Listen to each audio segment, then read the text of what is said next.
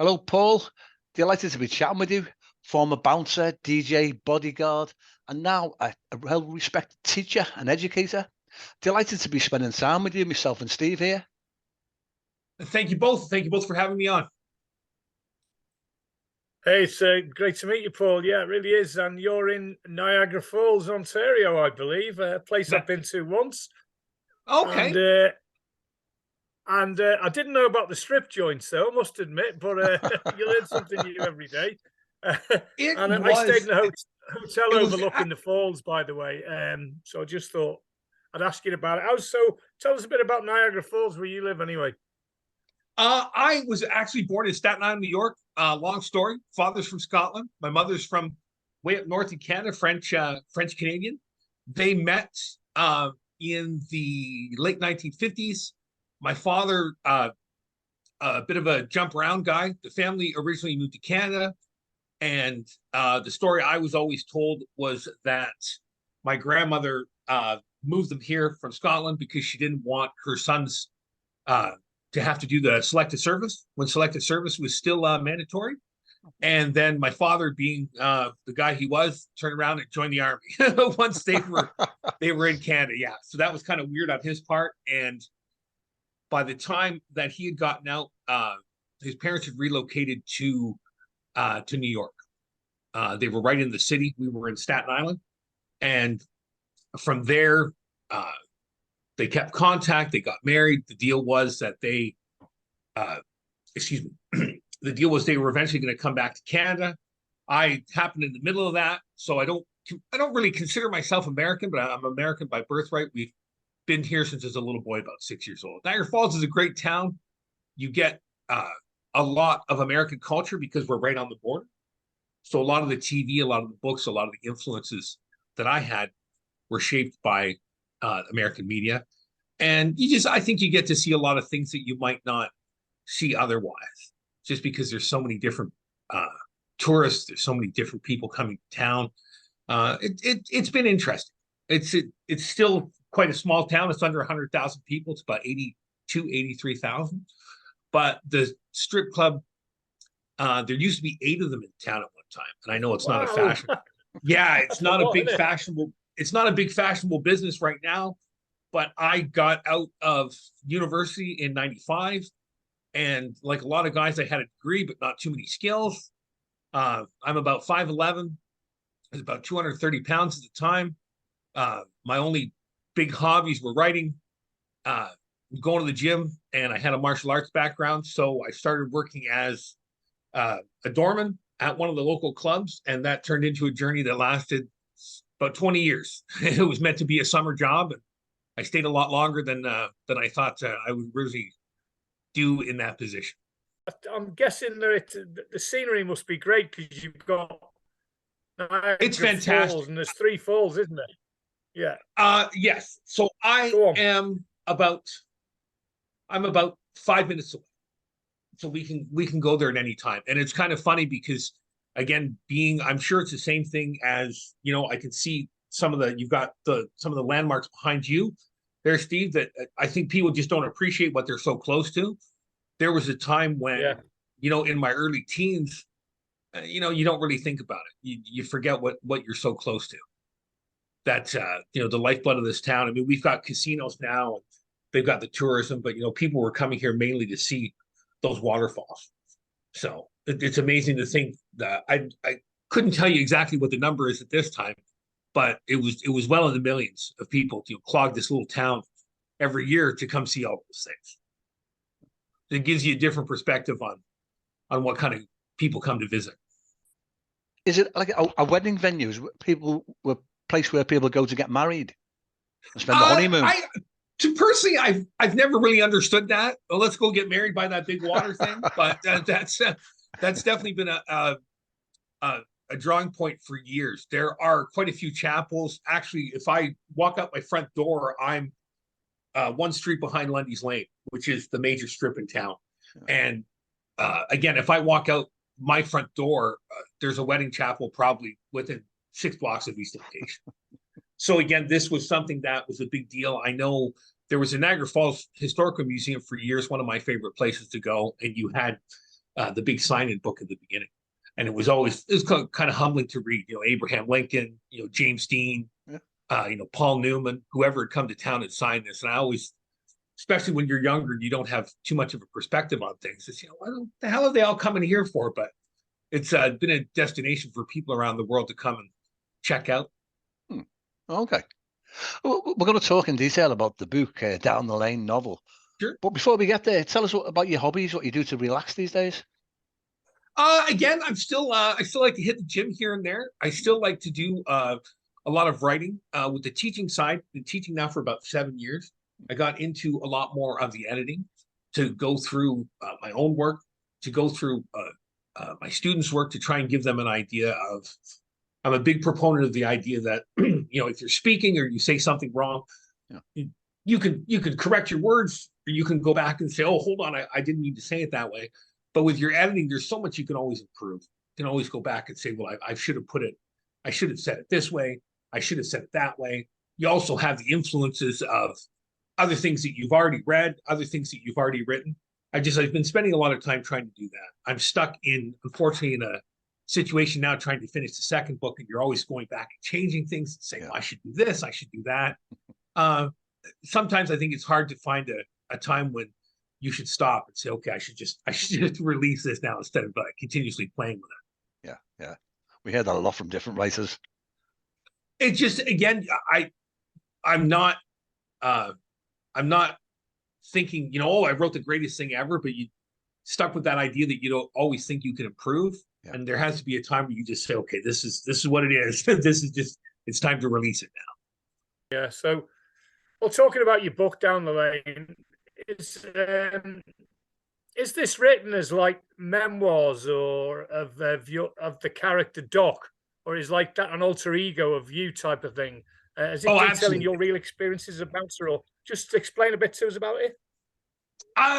It again got kind of stuck in a hard situation, and I don't want to play coy, but there were a lot of things that I didn't want to directly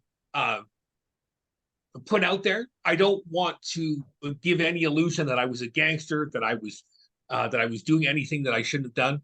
I definitely saw a lot of stuff that maybe I shouldn't have seen, or a lot of things that you wouldn't have got in a regular job. But again, it's its own little world. You're not going to work until 7 or 8 o'clock at night. You're dealing with people that most of them don't have legitimate jobs, or this is their entire world. I wound up there, like I said, kind of by accident. And the guy that I worked for the majority of the time, for about 8 years, he wanted to run it as a legitimate business. This was a strip club, and they had girls, and people were coming in, and there's obviously alcohol, and things get a little bit crazy. But somebody still has to pay everybody. Somebody still has to be there to turn the lights on. Somebody still has to deal with all the businesses. So I always found it really intriguing. I did have a fascination with organized crime, with looking up those kind of things. And fortunately, or unfortunately, depending on which way you want to look at it, these are a lot of the people, including law enforcement, that you bump up at when you're dealing with this kind of business. So he's definitely based on me. Anybody who's read the book has come forward and said, yeah, I remember when you said this, or I remember when this happened. So I always find that kind of interesting. Sometimes flattering, sometimes not, depending on the situation that's being spoken about. So, yeah, I can imagine it's really interesting and probably a little bit scary at times, depending on how you are. I mean, let's look at some of your earlier biography that was reading up about, some of the staff problems and the owner problems are worse than the drunks and all that at times. It must be, you must have so many stories to tell that you probably haven't put everything in the book, have you? No, again, wanted to hold back for a couple of other ones. There are some fascinating stories, but the point that I always tried to get across to everyone was simply the idea that it was really strange, the people that you would bump up against. Again, like I said, I've already mentioned the criminal element of it, the law enforcement element, but again, like big names, big stars, people that would come in. And always fascinated by how just regular and normal some of these people were, and then just how eccentric and weird some of the other ones were, right? People wanted to come in, people would come into this club, and I always thought, why am I meeting these people? And some good experiences and some pretty strange ones along the way as well. I'm going to mention Michelle Cobbett. She's actually recommended your book. We chat with Michelle regularly, and it was one of her book reviews. She told us how brilliant the book was, how much she enjoyed it, and she recommended getting in touch with your good self. I was going to ask you how you connected with Crossroad Press, also as well as how you connected with Michelle.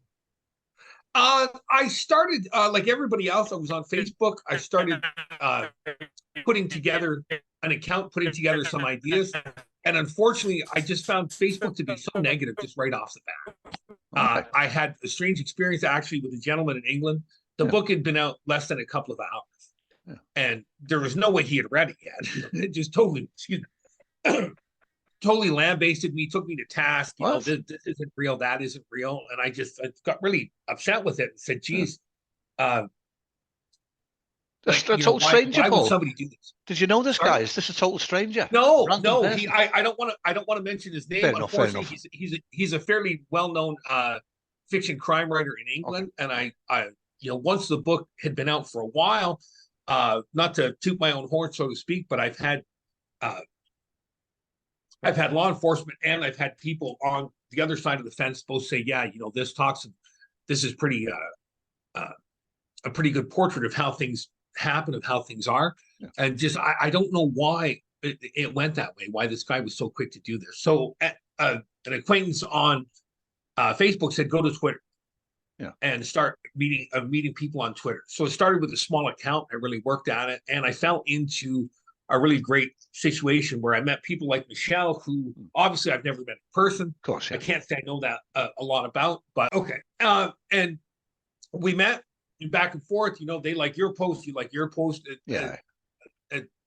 Exit, it's called now. I find it's very interactive in that, if you're not going to share anyone else's work, if you're not going to do anything for anybody else, not that you want to have a tit for tat situation, but if you're not going to help them, they're not going to help you. And then she sent something, I think it's a couple of months ago now, saying, I'm going to read it. I'm going to try and look into it. I said, that's great. I said, anything that you could do for a review, anything that you could do to say, hey, if you enjoyed it or not. I've been extremely lucky. I haven't had, except for that one guy, I haven't had too many bad reviews or people saying this is horrible or not. And then she suggested talking to you guys, and I said, yeah, great. So, if she's listening or she does see this, thank you very much, Michelle. There's nothing better than word of mouth or somebody else who's also doing the writing and understands what you're trying to do to go forward and say to other people like you, hey, yeah, you have to read this. You should go forward and do that. So I really owe her a big thank you for going out of her way to try and help me with that. She'll love that. Thanks for that, Paul. Yeah, that's excellent. Yeah. Going back to sort of jumping forward, your teaching career.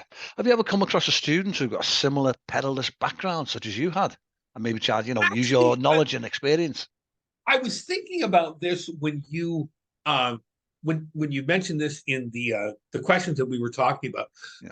Not overly. I was a really normal middle-class kid who just happened to fall into this job, these kind of things. I had a really normal upbringing. I had great parents. I've had, because the culture now, all these kids, they're 17, 18, they have tattoos. They have so much more exposure to things than we did. I've met a couple of kids who think they understand this. And I had one run-in with a student whose father was a fairly well-connected guy, but no, not really. I've tried to keep it very separate from the teaching career.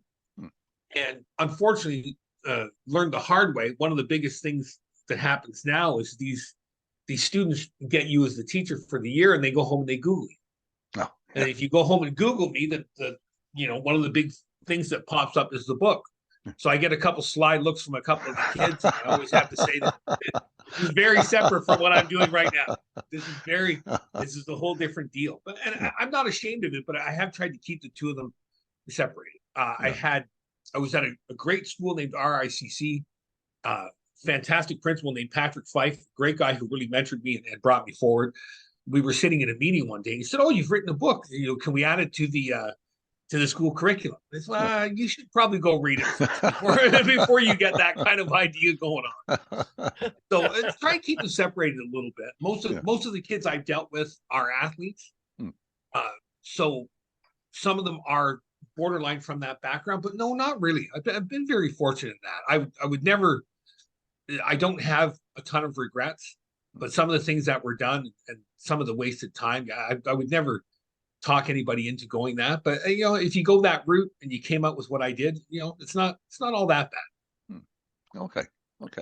Are there any plans for a television production of the book? I have a brother I have a brother who is in movie making, who's fairly well-known name. He's had his own Emmy. I've talked to him about things. Unfortunately, he doesn't do this kind of entertainment. I've shopped around the idea a little bit, and I've got a couple of guys that I went to high school with that are now in film production. We've talked about it for the last little while. And again, I know this sounds like an excuse because everybody says it, but the whole pandemic just shut down the world. Yeah. It didn't make it very conducive to getting things done. And I'm not sure if you guys are following this a lot right now, but there's a massive strike going on in the United States. Yeah.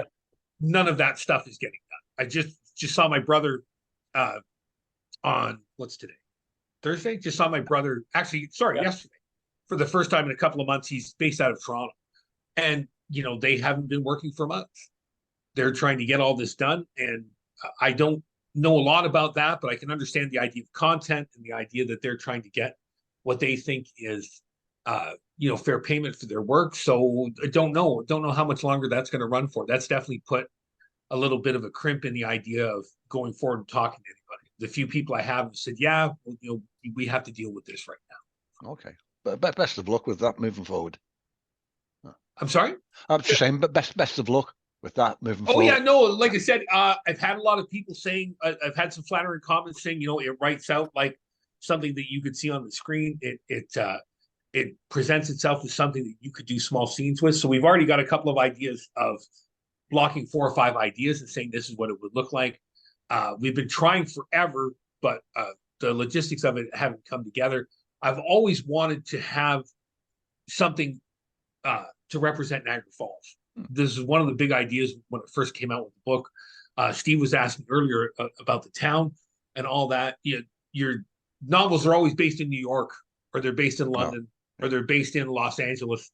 Not to sound too heady and make a big issue of it, but I wanted Niagara Falls to be a character of the book. I like this on the image behind Niagara me. Falls. Sorry? The image behind me now. I think that's a great image. I wanted Niagara Falls to be a character in the book. I had to change a couple of places because I was flat out told by a couple of the landmarks, no, do not use our name. we don't want it in the book. But I wanted it to be a character in the book. So what we're trying to do, what we'd like to do while the weather's still nice down here, we've been lucky, it's been a fairly nice fall, is try and shoot something that if you've never been here before, that would represent Niagara Falls to you. And the biggest comparison I can come to, we don't want to make it a rip off of it, maybe an homage, whatever you want to call it, but the beginning of The Sopranos, when he's in his truck and he's driving through town. I'm not familiar with that end of New Jersey, but anybody who sees that says, yeah, like you can feel this guy driving around. Yeah. So it's kind of that idea. You have to stick the falls in the background, but a couple of other locations, kind of a nod to the locals that they would say, oh, okay, now we know what he's talking about. You talked before about you used to carry a notebook around with you to make notes for your writing. Do you still do that? Do that now? Do you have post-it notes as well? A little bit now, more on our phone, because you can, okay, hold on, forget, I want to do this. But I've always done that. I've got notebooks full of things. The process, that was one of the things you guys had mentioned, the process to it.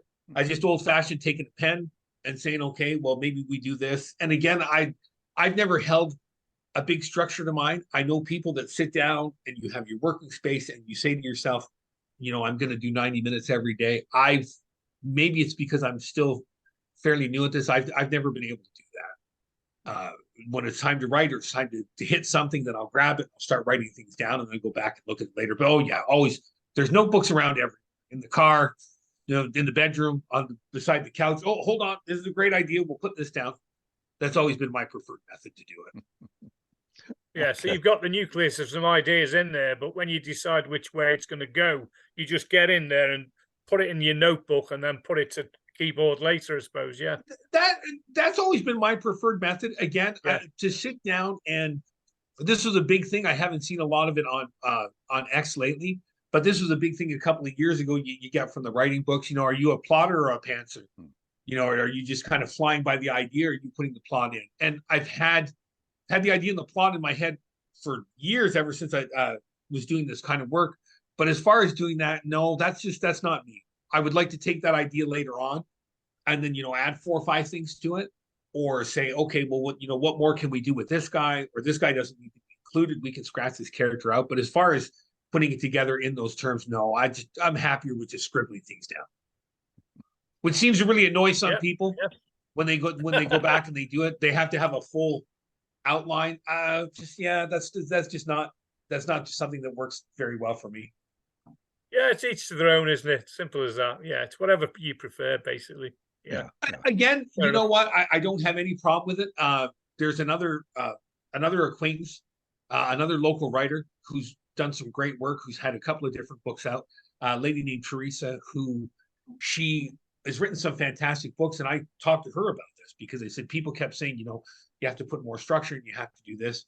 She just sits down and starts writing her books, and she's released some fantastic material with it. So obviously that works for her. So, why after all this time would you go back and try and change it? Back to the mechanics of your writing. Have you got a personal space where you do your writing? You've got a home office. It looks like a bit of an office-y type of room. And I do, but again, like I said, it just the method kind of hits you. It was always a joke with a couple of friends. I wrote most of this. You'd just be lying in bed and you'd hit an idea. Hold on, I'm going to go grab my phone. I wrote 80% of the first book on the Word document on my phone. What? And, your fingers? Have you got tiny fingers? Wow. I could not do that. Whoa. You know what? It's one of those things that people always say for a guy who doesn't plan things out. How did you do it on the phone? I said, I would just hit an idea and you're too lazy to get out of bed. So you grab your phone from the bedstand and I can resonate with that. I do that sometimes. Rather than get off the couch and get on my laptop and get my phone out and do it. It takes me twice as long sometimes, but I do it.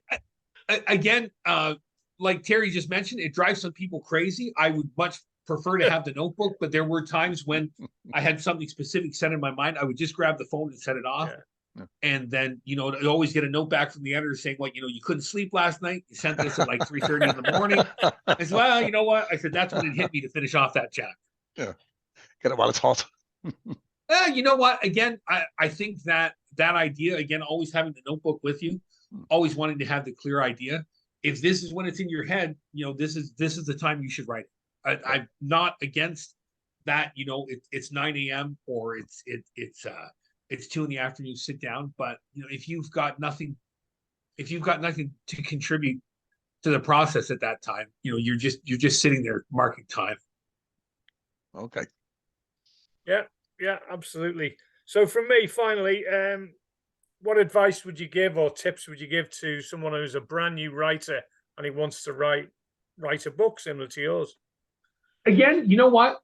Just grab that pen, grab your device, grab whatever method is in your head, start putting it down. And to the other side of it, again, it's a business. As much as people don't want to look at it that way, be a little more protective of your work. It's caused huge arguments with that first person I was involved with. Yeah. I own the copyrights to the work, but for being a fairly new writer, there's 3 different versions of that one book, the first book out already, because I wasn't happy with the first one. I went to Crossroads.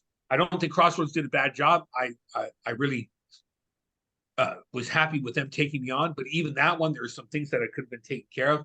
I think, again, that process that you have to be responsible for everything. As you mentioned earlier, Steve, that's a long, drawn-out process to be the person who, from the minute you write it down to the minute you're going to see your book in whatever format, I have to choose this, I have to choose the font. It can be very arduous. And I think, again, people have to keep that in mind to be, I think, maybe a little more protective of your work. There wasn't a lot of people that I showed this to when I was working on it originally. And even with the second one, there's been only maybe 1 or 2 people who've had access to looking at it. But yeah, just, sit down and write, but, be careful of who you're showing. I don't know if either one of you have had the experience, but, there's been knockoff X accounts. Like, why would you want to copy my account? My account isn't all that big. There's already been knockoff. Been hacked. Yeah, I two guys. There's one guy out there that's listed as Doc Hollywood, who it's pictures of my book and under the name Doc Hollywood. There's another one that's under there with Doc Lafferty. I mean, there are accounts that have almost no views and no people, but why would you do that? Why if you can't come up with anything on your own, you're not helping people with any kind of process or any kind of new material to go and do that. I find that a weird fascination with Twitter. Sorry, see if I can pull it up really quick. There's so many people out there that I see this has happened to, and you want to go and try and help them. See if I can pull up this one account.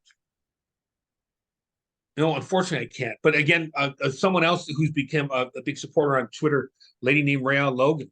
Oh, yeah. She's had all kind of books out there. She's had all kind of success. She's on Twitter. She's very happy with other people. She's like 2 or 3 fake accounts. What? Yeah. And I always wonder, like, what are you doing with this? They can't show your work. They can't. They don't have access to anything. What are they getting? No way. What was her name again, Paul? Could you just say her name again for me? Raelle Logan. Raelle. Raelle. Yep. Last name is Logan. I might not be saying the first name properly. Another great person if you want to check out. If there's other ones you want to talk to, there's a gentleman in Japan named Jess Frankel, who again another person who has been very supportive with my work. Another lady in Canada. I'll give you one last one. JG McLeod.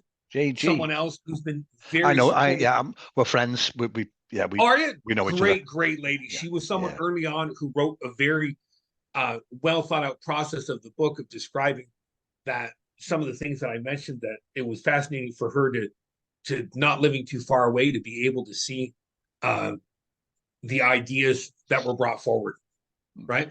And how it fascinating to drive through in her mind places that she had seen. A lot of great people out there. Again, I hope I hate name dropping just because you can't mention everybody, because someone's going to say, I can't believe you didn't bring up my name. Sorry, I can't think of everybody, but those are definitely some people that have been big helps. It's one joke. I don't know if I talked to you guys about this earlier. It's one thing that still comes up to this day. Anybody who was in that background or anybody who was in that life, so to speak, I always get one of 2 comments. Man, I can't believe you made me a character in your book. Because some people say, and then I get other people come back and say, man, I cannot believe I was not in your book. Guys, you can't please everyone. The character of Viking lives 2 doors away from me. If you've gone through the book, he wound up moving into the neighborhood about 18 months ago, and it's just hilarious because to this day he still refuses to read the book. And I've always told him, I said, you wound up as the hero of the book. Yeah, whatever.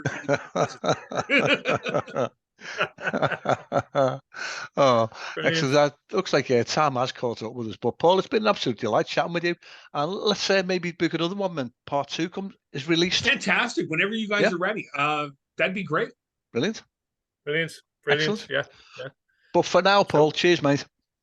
Thank you so much. Thank you. I'll talk to you soon. Bye now. Paul.